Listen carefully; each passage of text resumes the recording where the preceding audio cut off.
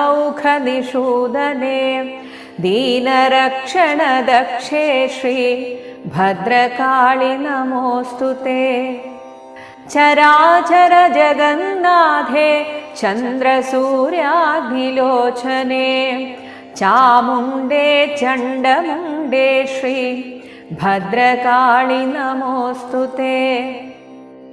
महैश्वर्यप्रदे Devi Mahatripurasundari